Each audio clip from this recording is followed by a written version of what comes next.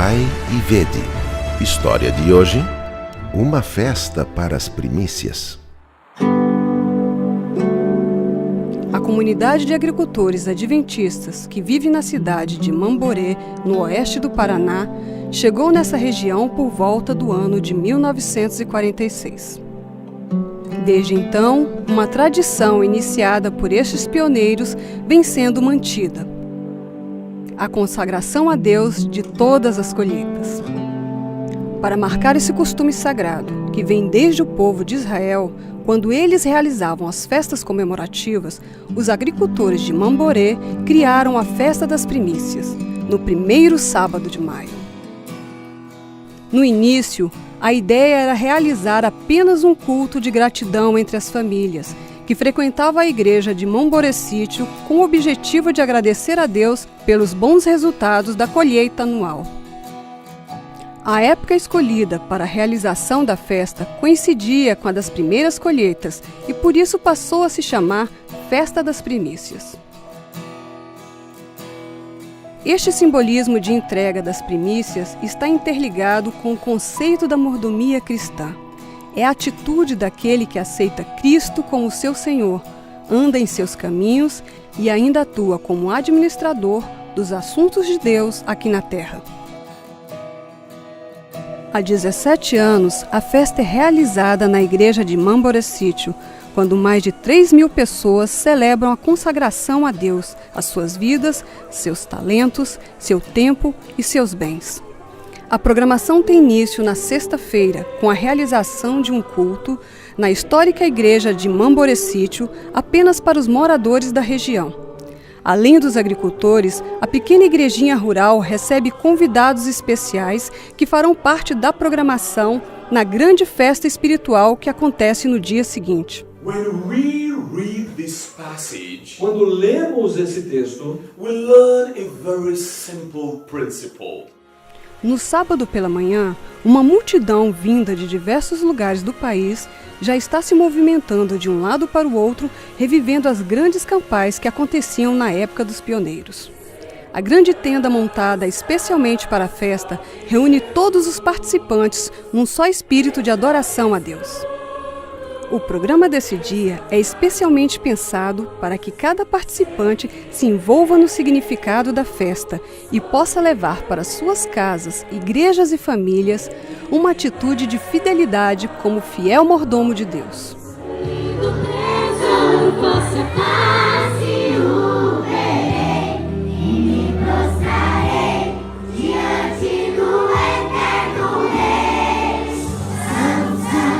O ponto alto da festa acontece quando, de forma simbólica, as famílias se reúnem para levar até o altar do Senhor os primeiros frutos da terra. Cada família separa o que colheu de melhor para representar sua atitude de fidelidade para com Deus e, de forma bem organizada, em profunda reverência, entram pelo meio da tenda, dando à cerimônia um lindo significado a essa celebração espiritual. Nem todos os que assistem esse filme, neste momento, são agricultores, mas todos são chamados a trazer as primícias das bênçãos recebidas através dos dízimos e ofertas. Essa é a maneira de reconhecermos que aquilo que recebemos não é fruto do acaso, e sim da soberana providência de Deus. E agora, eu os convido para esse momento especial de adoração através dos dízimos e das ofertas. Que Deus os abençoe. Bom dia, minha filha! Bom dia, vozinho. O senhor dormiu bem? Vou ser sincero, Ana. Tive uma noite bem ruim. Estou sentindo dores em todo o corpo. O senhor não pretende ir à igreja desse jeito, né? E você? Já viu eu ficar em casa em pleno sábado? Vou à igreja sim. Mas, vô, sua saúde está frágil. É melhor o senhor ficar em casa e assistir o culto pela internet. Quando estiver melhor, você vai. Ô, filha, eu gosto muito de ir à igreja. Lá eu encontro os irmãos e posso louvar a Deus.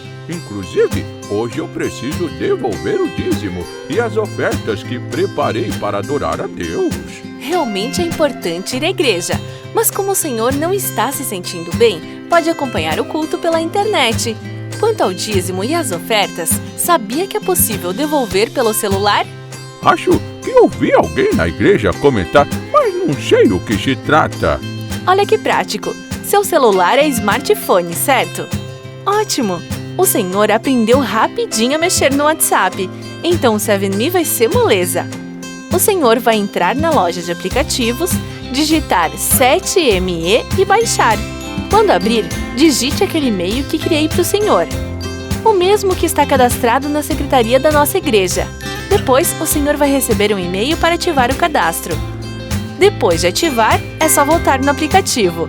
Entrar com usuário e senha e escolher se o senhor quer ofertar, dizimar, atualizar os dados cadastrais, solicitar transferências entre igrejas, acompanhar a situação financeira da nossa igreja local ou conferir recibos extratos. É bem simples. Que jeito prático de adorar, filha! Depois dessa explicação, acho que vou ficar em casa para repousar e melhorar, pois em breve desejo estar na igreja. Vou acompanhar hoje o culto pela internet e farei a minha adoração por esse aplicativo. Obrigado, Ana!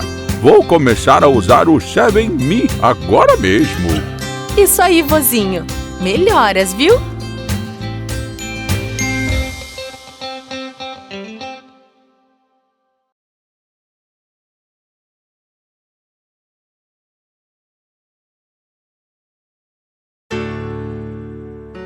Deixai vir a mim os pequeninos. Vinde a Jesus, vinde a Jesus. Deixai vir a mim os pequeninos. Os pequenos é o reino dos céus. Vinde a Jesus, Vinde a Jesus, vinde a Jesus. vinde a Jesus. Brancos e morenos, grandes e pequenos. Vinde a Jesus, Vinde a Jesus, dos pequenos é o reino dos céus. Deixai vir a mim os pequeninos. vinde a Jesus, vinde a Jesus. Deixai vir a mim os pequeninos. Os pequenos é o reino dos céus. Oi, amiguinhos, tudo bem? Você gosta de pão? Qual é o seu pão favorito? Eu gosto muito de pão. Na verdade, acho que pão é um dos meus alimentos favoritos. Existem vários tipos de pães e eu trouxe alguns exemplos para mostrar a vocês. O pão é um alimento consumido em todos os países. O pão também nos dá força e vigor para começarmos o nosso dia bem. Jesus falou que nem só de pão viveria o homem, porque o pão é um alimento para o corpo. Mas Jesus disse que a Bíblia é o nosso alimento espiritual. Assim como o pão nos dá força e vigor para nós passarmos o nosso dia bem, a Bíblia também nos dá força espiritual. Quando nós lemos a Bíblia, nós ficamos fortes para enfrentarmos as tentações e os problemas que nos acontecem durante o dia. A Bíblia também nos diz que Jesus vai voltar e muitas pessoas precisam saber desta verdade. Hoje é um dia especial, é o dia de espalharmos esperança através de um livro que fala da Bíblia. Através deste livro, muitas pessoas conhecerão de Jesus. Sabem, crianças, você também pode ser um pequeno missionário, espalhando a mensagem de Jesus para todas as pessoas. Você aceita esse desafio? Na Bíblia, temos um recado muito especial. Ele está em Salmo 71, verso 5. Ó Senhor, meu Deus, em Ti ponho a minha esperança. Desde jovem tenho confiado em Ti. Vamos orar?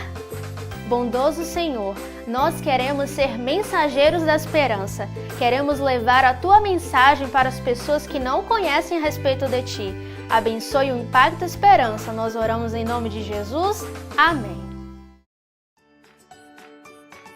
Ei, tem um convite especial para você.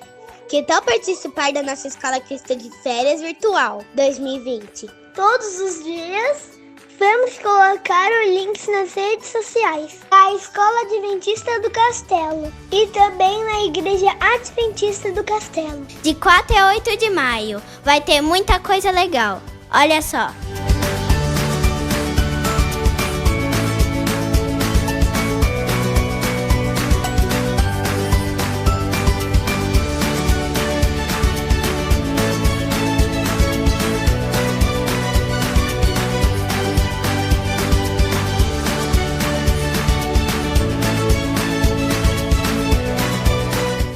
Esperamos por você!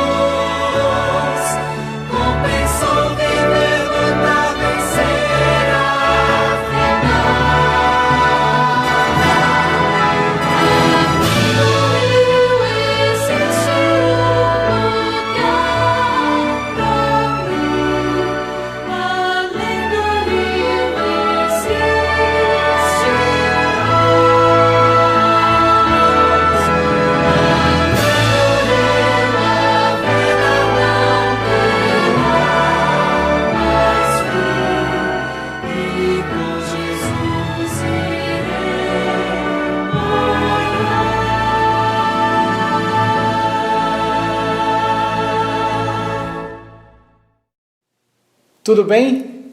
Que bom encontrar com você aqui. Nós continuamos de quarentena e, portanto, mais uma vez o culto do Distrito do Castelo, aqui na cidade de Campinas, continua sendo realizado de maneira virtual. Receba então nosso abraço virtual nesta manhã, ou tarde, ou noite, seja qual for o dia que você escolheu assistir esse vídeo conosco. Eu queria convidar você para, antes da gente abrir a palavra de Deus, fazermos uma oração. Vamos orar? Senhor, obrigado pelo privilégio e oportunidade de ouvir a Tua palavra nesse momento. Abençoa cada amigo, cada amiga que me assiste nesse momento. Que o Senhor possa abençoar a família. Que o Senhor possa abençoar, Senhor Deus, o lar dessa pessoa. E que de uma maneira muito especial, Senhor Deus, nós possamos estar na Tua presença nesse momento. Abra nossa mente e nosso coração para ouvirmos a Tua voz. Fala conosco, em nome de Jesus. Amém.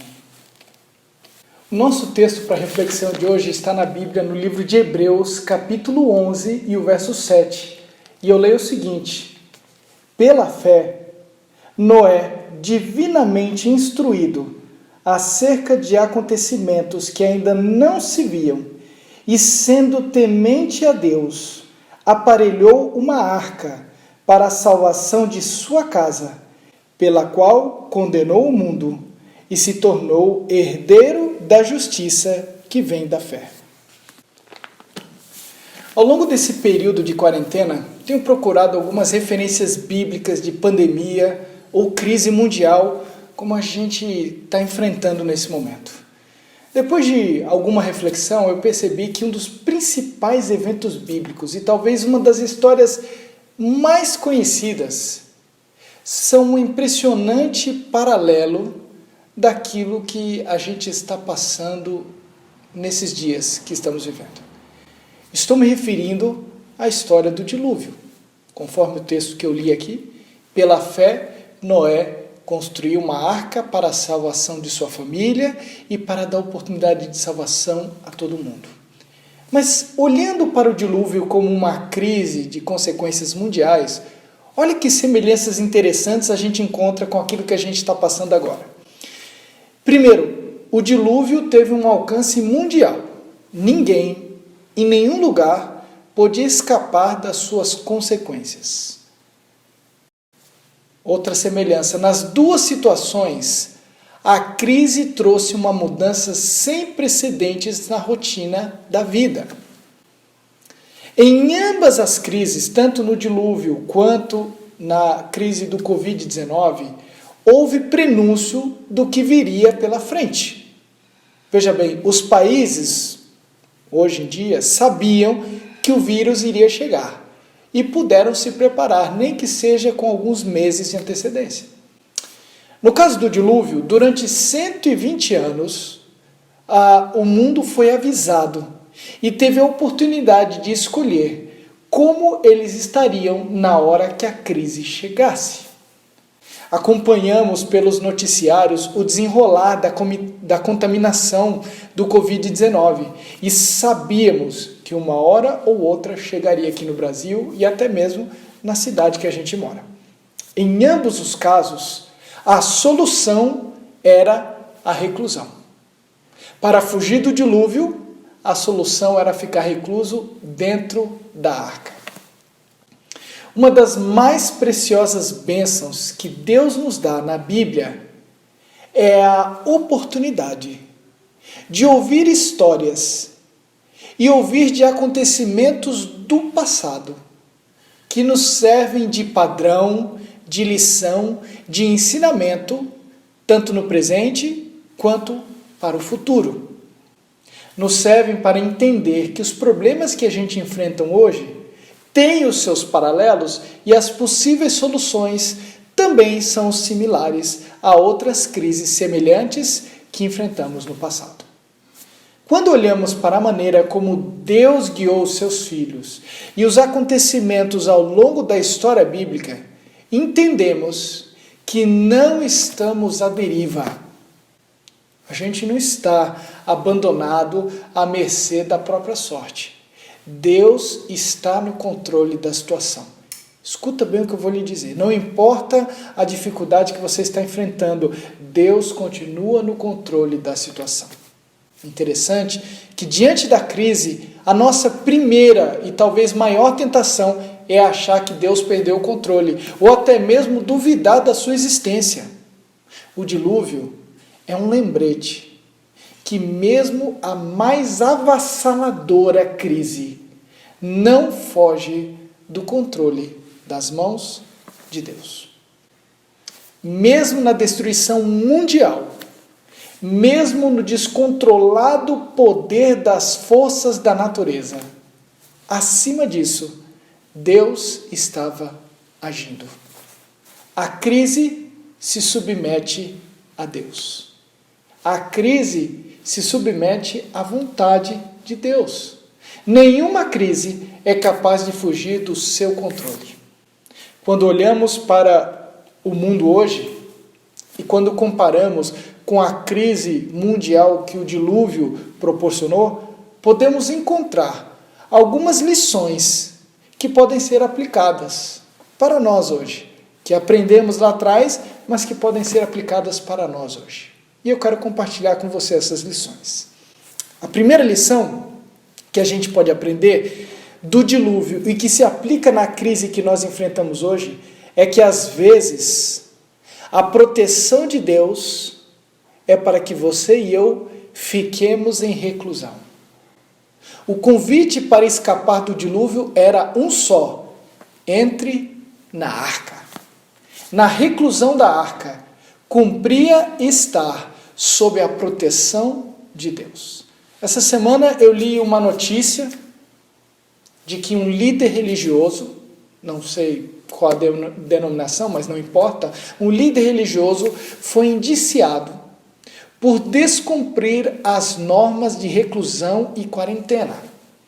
A notícia dizia que o líder religioso queria prosseguir com as atividades de culto público normais, alegando que se manter em quarentena era uma espécie de falta de fé. Bem, o livro de Eclesiastes diz que há tempo para tudo debaixo do sol. Há tempo para todo propósito. Hoje é o tempo da gente ficar recluso. É claro, existem atividades profissionais que é impossível haver a reclusão, e são atividades profissionais das quais o funcionamento da sociedade depende. E a estes a nossa gratidão por estarem colocando a sua vida em risco para salvar a vida dos outros. Mas hoje, para a grande maioria de nós, é tempo de ficar recluso. Fé não é você questionar a reclusão, é você entender que estar sob a proteção de Deus é manter o bom senso no cuidado com a saúde. Uma pessoa que fica doente por infringir as orientações claras de saúde que Deus nos dá, seja através da Bíblia, ou seja através da sabedoria que Ele dá aos médicos e aos governantes, não são um bom testemunho de fé. Proteção de Deus é ficar recluso quando se precisa ficar recluso. O Salmo 91 diz que aquele que habita no esconderijo do Altíssimo e descansa à sombra do Onipotente. Olha que coisa interessante, às vezes a proteção de Deus está exatamente debaixo da reclusão. Noé, sua família e os animais ficaram cerca de 1 ano dentro da arca, e lá estava a proteção de Deus. Segunda lição: a crise nos ajuda a reorganizar as nossas prioridades. Você já parou para pensar que essa crise tem feito muita gente mudar de atitudes em relação a vários aspectos dos seus hábitos corriqueiros regulares? Dizem que o mundo nunca mais será o mesmo depois disso que a gente está passando. Queira Deus que seja verdade, mas que seja verdade para um mundo melhor. Mas isso acontece porque na reclusão a gente tem a oportunidade de repensar muita coisa. Esse é um bom momento para você implementar mudanças necessárias que você precisava tomar, mas que vinha adiando por conta de hábitos diários já arraigados. Esse é o momento de você colocar em prática projetos que estão engavetados e que você tem adiado por falta de tempo, por falta de oportunidade. Nada como fugir da rotina para repensar a própria rotina. O mundo, antes do dilúvio, era muito mau. E pelo menos na vida das pessoas que se salvaram no dilúvio, o período em que estavam dentro da grande arca foi um período de reflexão. Eu garanto para você que a vida deles foi impactada de tal maneira que quando eles saíram da arca, não eram mais as mesmas pessoas. Viva esse momento para colocar na balança da sua vida as prioridades. Aquilo que de fato é mais importante. A terceira lição dessa crise, em paralelo com o dilúvio, é que por causa dela, a gente tem a oportunidade de cuidar melhor da nossa família e de estar mais perto deles.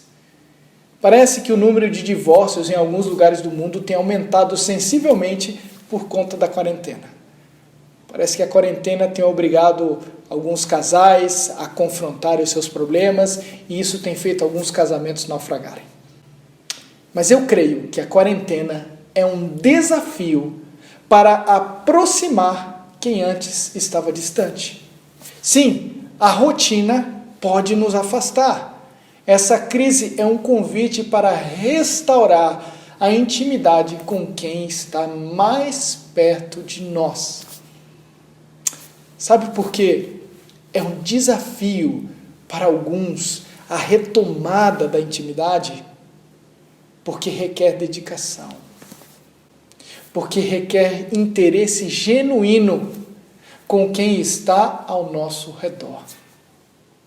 Não faça dessa quarentena um inferno.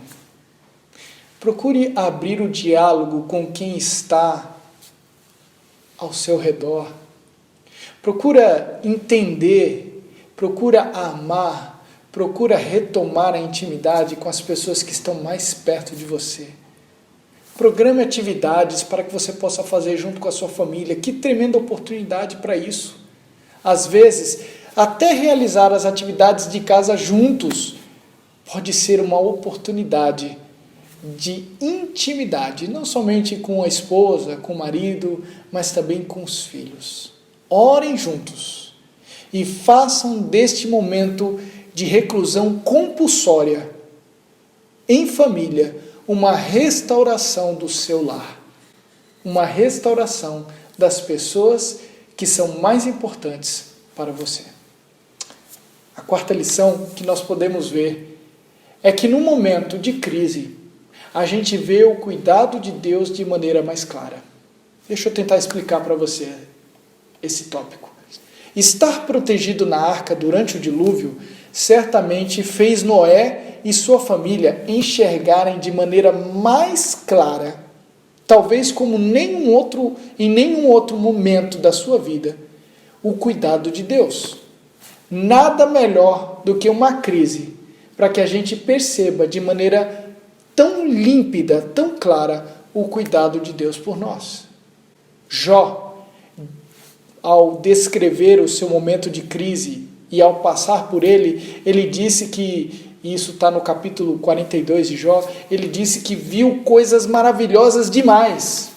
E que a crise pela qual ele passou, o sofrimento pela qual ele passou, trouxe uma intimidade tão grande, como descreve Jó, que antes ele apenas ouvia falar de Deus, mas agora os seus olhos veem. Mais do que uma descrição literal, essa expressão denota intimidade que a crise trouxe para Jó. Quando Daniel viu os leões com a boca fechada, ele viu o cuidado de Deus muito mais claramente do que quando ele estava na corte de Babilônia ou da Medo-Pérsia. Nada como uma crise para nos fazer ver de maneira mais clara o cuidado de Deus.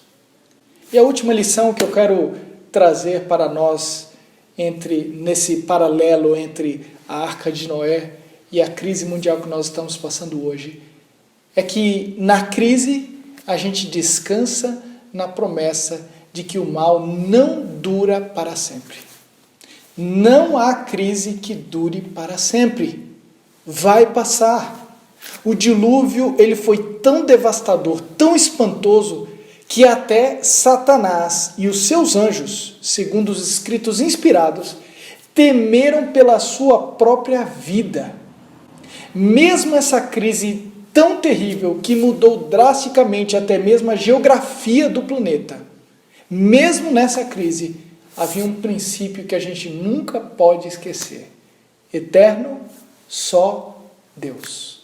Toda crise é finita. Durante 40 dias choveu, mas no 40º dia parou de chover. A porta da arca fechou, mas depois de 1 ano ela se abriu de novo.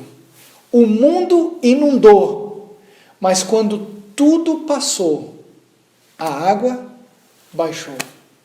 Não há crise que dure para sempre. Uma hora, esse problema vai passar. Você está preocupado? Você está ansioso? Você está cansado? O dilúvio não foi para sempre. Mas a promessa de Deus, sim, essa é eterna. O sofrimento é passageiro.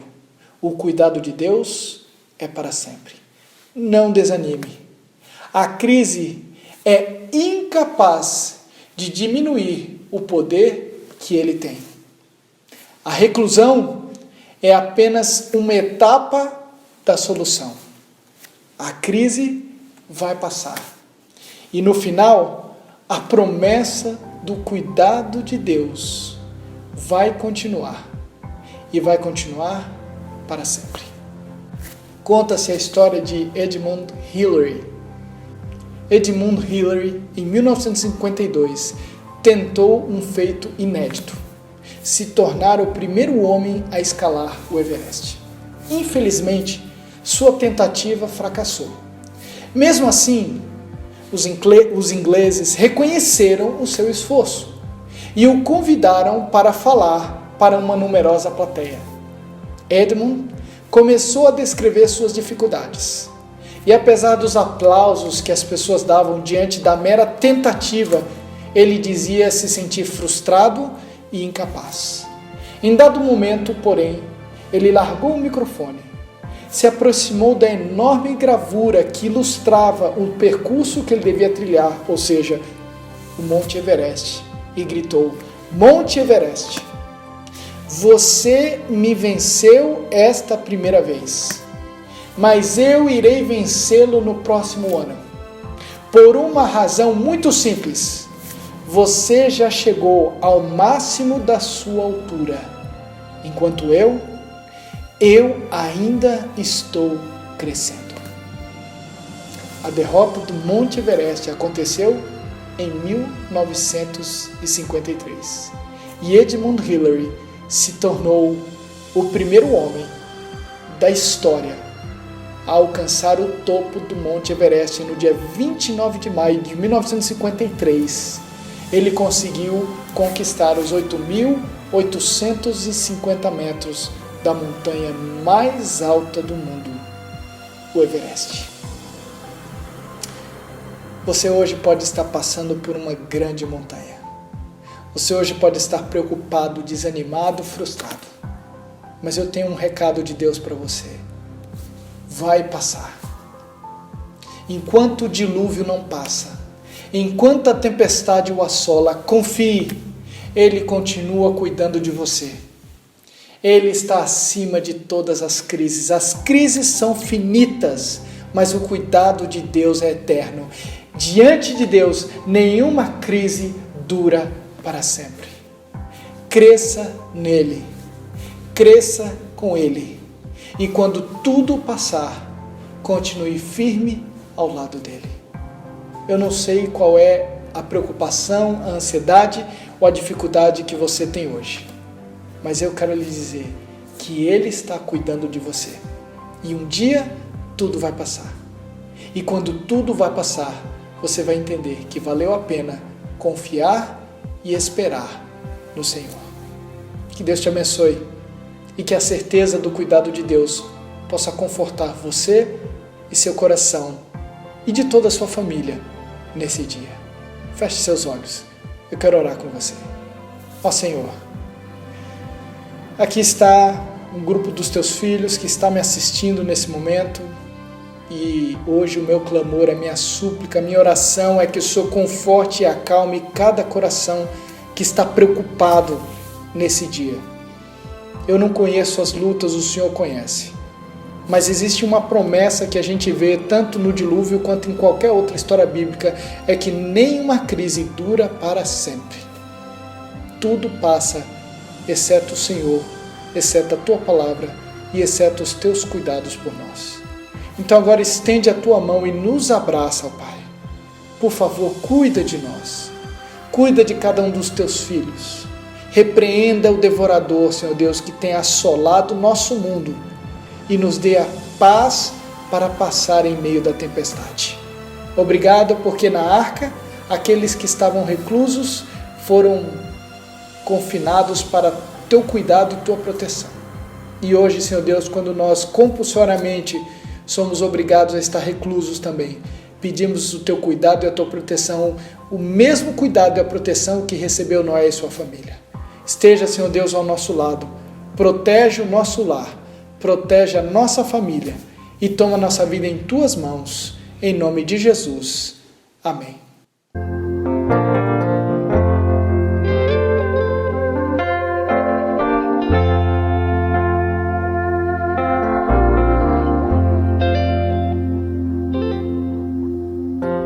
Encontrei montanhas que antes nunca enfrentei. Por isso estou clamando a Deus. Já faz algum tempo, mas por favor ouve a minha voz. De Ti preciso como nunca precisei.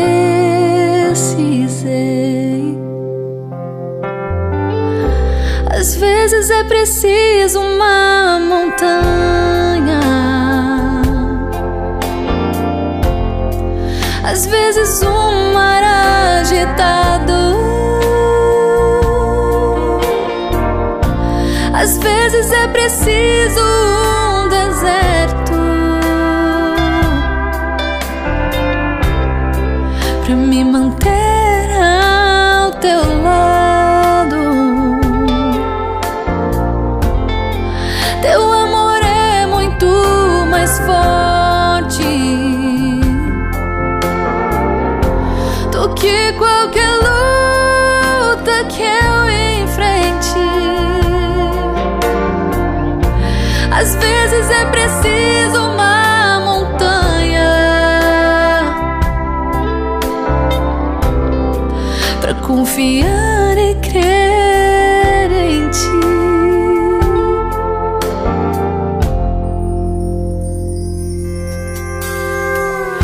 Perdoa-me, Jesus, pensei que poderia controlar o que quer que a vida trouxesse a mim.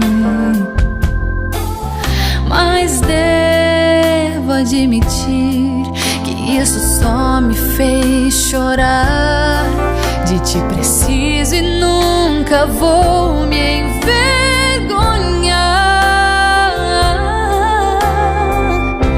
Às vezes é preciso uma montanha, às vezes um mar agitado, às vezes é preciso um deserto pra me manter ao Teu lado.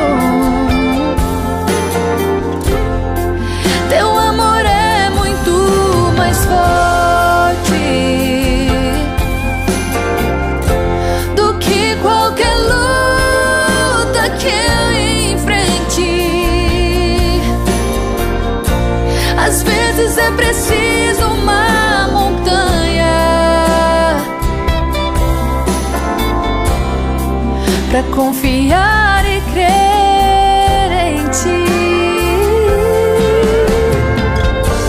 Às vezes é preciso uma montanha